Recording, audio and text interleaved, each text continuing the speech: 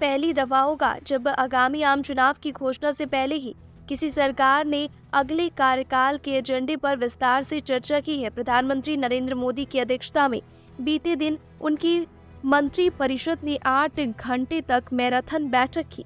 बैठक में न सिर्फ विकसित भारत 2047 के एजेंडे पर चर्चा हुई, बल्कि नई सरकार के कार्यकाल के पहले 100 दिनों के एजेंडे पर भी विचार विमर्श हुआ। प्रधानमंत्री ने मंत्रियों को गैर जरूरी बयानबाजी व डीप फेक से बचने का निर्देश भी दिया। यह मोदी सरकार की मंत्री परिषद की अंतिम बैठक है, क्योंकि हफ्ते भर के भीतर आम चुनाव 2024 की घोषणा होने की संभावना है।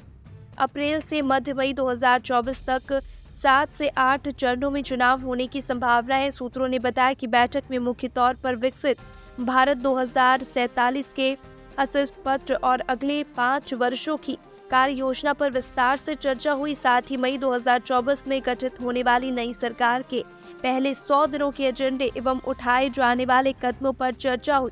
पिछले कुछ वर्षों से पीएम मोदी अपने भाषणों में विकसित भारत विजन की चर्चा कर रहे हैं। पीएम ने आजादी के 100 साल बाद 2047 तक भारत को एक विकसित राष्ट्र में बदलने की अपनी सरकार की कार्य योजना व्यक्त की। विकसित भारत 2047 के रोड मैप में मोदी ने देश के बड़े लक्ष्यों, उद्देश्यों और कई योजनाओं पर फोकस रखा है। पीएम मोदी के इस प्लान में आर्थिक विकास, लोगों के जीवन यापन को आसान बनाना, व्यापार करने में आसानी, बुनियादी ढांचे और सामाजिक कल्याण जैसे कई मुद्दे शामिल हैं। बता दें कि मंत्रिपरिषद की ये बैठक अचानक नहीं बुलाई गई थी, बल्कि इसकी तैयारी पिछले 2 वर्षों से चल रही थी।